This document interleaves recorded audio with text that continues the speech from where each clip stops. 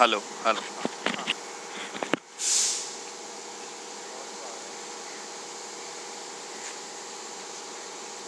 Ready? Salman भाई, आज आप यहाँ पे वागले स्टेट में परिवहन समिति की ऑफिस में आए थे। जोशी साहब से आपने मुलाकात की थी। क्या मुद्दा था, क्या वजह थी, क्यों आपका यहाँ पे आना हुआ, ज़रा बताएंगे? देखिए कैसा है कि मैं आज नहीं आया हूँ। मैं तकरीबन 10 दिन से यहाँ आ रहा हूँ जा रहा हूँ।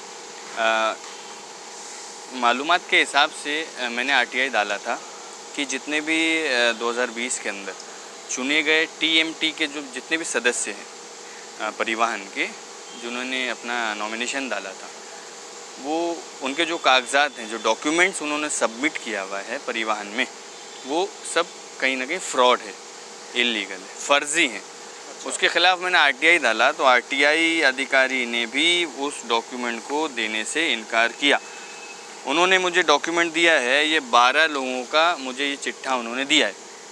लेकिन 12 लोगों का जो चिट्ठा दिया है और जो मैंने उनसे मांगा था वो इसमें एक भी नहीं है। पहली चीज़ ये होती है कि परिवहन के नॉर्म्स के अंदर अगर आपको किसी भी टीएमटी का सदस्य बनना है तो इनके नॉर्म्स के हिसाब से ऑटोमोबाइल होना ज़रूरी है। 6 साल का किसी भी इंडस्ट्री के अंदर, ऑटोमोबाइल इंडस्ट्री के अंदर 6 साल का काम करता हुआ एक्सपीरियंस होना ज़रूरी है। किसी भी यूनियन, रिक्शा यूनियन का कम से कम 5 साल का संगठन बन के, सचिव बन के काम करना होना ज़रूरी है। इन्होंने मुझे डॉक्यूमेंट में एक भी ऐसी चीज़ नहीं दी है। इन्होंने पहले दिया है कि जो नॉमिनेशन उन्होंने फॉर्म भरा हुआ है, कैंडिडेट कौन है, सूचक कौन है, अनुमोदक कौन है, इतना मुझे पहला लेटर दिया। उसके पीछे कंटिन्यू 6 पेपर उन्होंने ये लगाया है कि इसका मतदार संघ में नाम है, इसका ऑनलाइन में नाम है। मतलब 6 पेपर मुझे खाली ऐसा लग रहा है कि मुझे बेवकूफ़ बनाया जा रहा है कि 6 पेपर 7 पेपर उन्होंने इसमें ये दिया है कि इनका इलेक्शन मतदार यादी के अंदर नाम है। तो ये तो एक पेपर में बता सकते थे कि नाम है, 6 पेपर देने की उनको ज़रूरत नहीं थी। आप ये देखें कि जो प्रतिज्ञा पत्र है ये भी बिफोर मी है, इसमें भी मैंने मांगनी करी है कि साइन इलीगल है इनकी।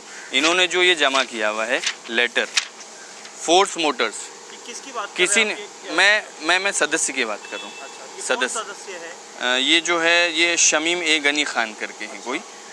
इन्होंने फोर्स मोटर का एक्सपीरियंस लेटर फोर्स मोटर ने परिवहन को दिया है कि शमीम खान मेरे कंपनी में, मतलब फोर्स मोटर में 5 साल एज अ सर्विस एडवाइज़र के बतौर काम कर चुके हैं।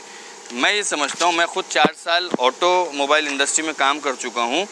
एक सर्विस एडवाइज़र बनने के लिए कई साल लग जाते हैं। पहली चीज़ कि डिग्री होना ज़रूरी है, ऑटोमोबाइल इंजीनियर की डिग्री होती है जिसको मार्कशीट कहा जाता है। उसके बाद सर्टिफिकेट्स होते हैं ऑटोमोबाइल इंजीनियर के। तो मैंने इनको कहीं देखा नहीं कि इनकी पूरी ज़िंदगी के अंदर इन्होंने, जब पहले थे जिस पार्टी के अंदर, इलीगल तरीके से बिल्डिंगें बनाते गए। मैंने कभी नहीं देखा इनको कहीं कॉलेज जा रहे हैं, कहीं स्कूल जा रहे हैं, कहीं किसी कंपनी में काम कर रहे। पूरी ज़िंदगी में उन्होंने अपनी ज़िंदगी में काम तो नहीं किया। लेकिन मैं अब कोर्ट में इसका पीआईएल दाखिल करने जा रहा हूँ। परिवहन के जो मैनेजिंग कमेटी है, जैसा कि मैंने सभापति साहब से पूछा, सभापति साहब ने बोला कि मेरा इसमें मैं कुछ नहीं कर सकता, मैं तो एक सभापति हूँ। मैंने यहाँ के माहिती अधिकार, परिवहन के जो अधिकारी हैं बहरे साहब, उनके पास गया, वो बोलते मेरे पास नहीं। वो सीधा बोल रहे हैं कि थाने महानगर पालिका के सचिव मनीष जोशी साहब हैं, उन्होंने इनको सिलेक्ट किया है, उन्होंने इनको इलेक्ट किया है। जितने डॉक्यूमेंट्स हैं उनकी ज़ेरे निगरानी के अंदर सर्च हुए हैं, वेरिफिकेशन हुआ, उसके बाद ये इनको मेंबर बनाया गया।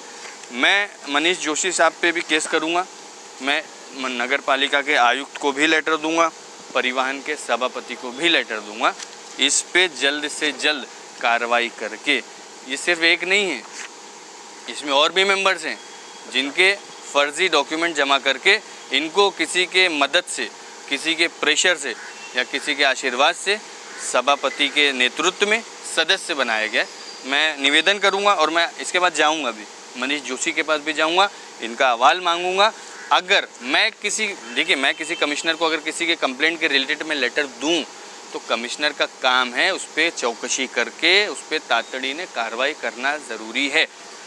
मसलन मैं कल बोल दूं यार वो कल कौसा में बम फटने वाला है, तो बम स्क्वाड बम फटने का इंतज़ार नहीं करेगा। जब मैंने इन्फॉर्मेशन दी ना तो उस पर जाँच करेगी, उस पर फोर्स भेजेगी, उस पर पुलिस जाएगी, उस पर CID जाएगी, लोकल पुलिस स्टेशन जाएगा, लोकल फायर ब्रिगेड जाएगा। उसके बाद छानबीन के बाद ये तय हो पाएगा कि बम है या नहीं है। मैंने दिया है अर्जी कि डॉक्यूमेंट फर्जी है, आपका काम है उस पर चेक करना, उस पर एक्शन लेना, उस पर वेरिफिकेशन करना, वो आपका काम है। मैंने लेटर दिया, आप करें।